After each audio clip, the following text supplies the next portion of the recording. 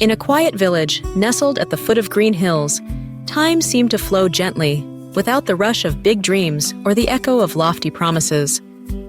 Life moved slowly. People woke with the sun, worked with their hands, and rested with a sigh. But among them was a man named Elliot, a bricklayer. Not rich, not famous, just a man with calloused hands and a heart that refused to go silent. Every morning, while the mist still lingered on thatched rooftops and villagers still clung to sleep, Elliot stepped out of his small cottage, carrying a basket of stones, a bag of cement, and his trusted trowel.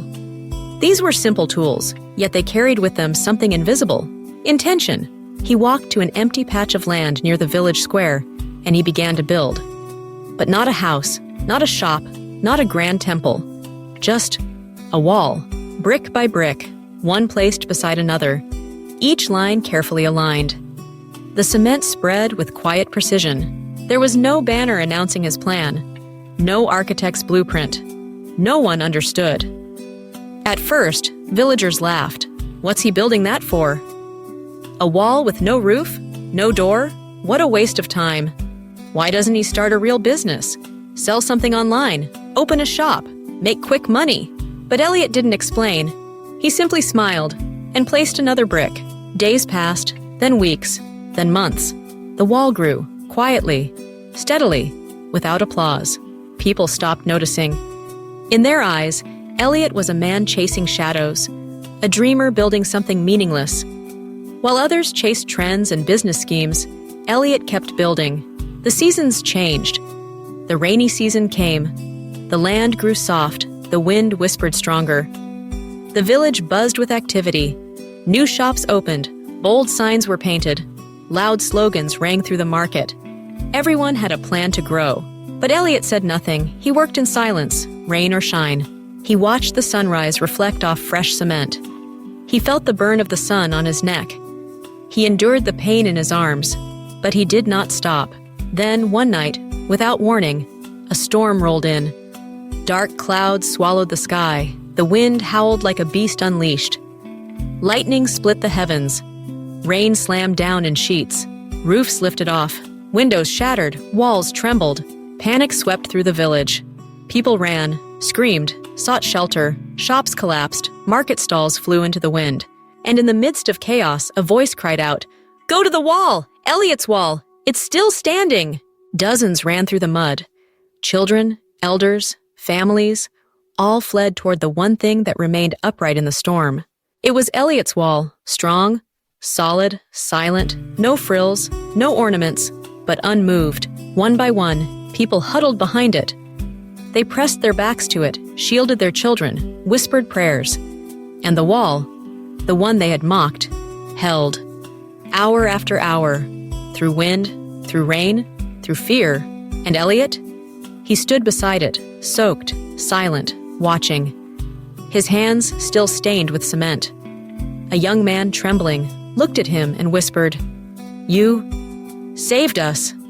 Elliot said nothing. He simply placed another brick. The morning after, when the storm finally passed, when the first light broke through the fog, the village opened its eyes to ruin. Shops were gone, windows shattered, dreams washed away. But Elliot's wall stood untouched. Rough, yes. Weathered, yes. But unbroken. No one laughed now.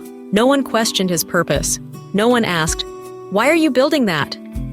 "Nitis, Antony skiing." Anymore. Instead, they brought him wood, cement, stones. They asked, "Can we help build it taller?" Elliot didn't smile for praise. He wasn't building for recognition. He was building for storms. He always was. A story that traveled soon. Word of the wall spread beyond the village. People from nearby towns came to see the wall that stood. Some took photos. Others told the tale of the quiet man who built when no one believed in building. They spoke of grit, of patience, of purpose. The villagers began building homes anchored to the wall. Carpenters used it as a foundation. Mothers told their children, "This wall, it was built when no one was watching. That's why it's still here." The wall became more than bricks and mortar. It became a symbol of quiet strength, of consistent effort, of choosing discipline when distraction is easier. One elder said, "If Elliot hadn't started with that first brick years ago, we would have had nothing to protect us." They were right. It wasn't just about the storm. It was about the quiet years before it, when he built with no audience, when he chose hard work over applause, when no one cared if he stopped. But he kept going. The final lesson. True success does not come from what you build in front of crowds. It comes from what you build when no one is clapping. Every brick you lay today, even if small, even if unseen, is a foundation for the storm you cannot yet see. Build the habit, build the discipline, build the mindset.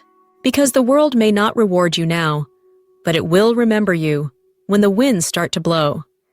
If you build for applause, you will fall when the applause fades.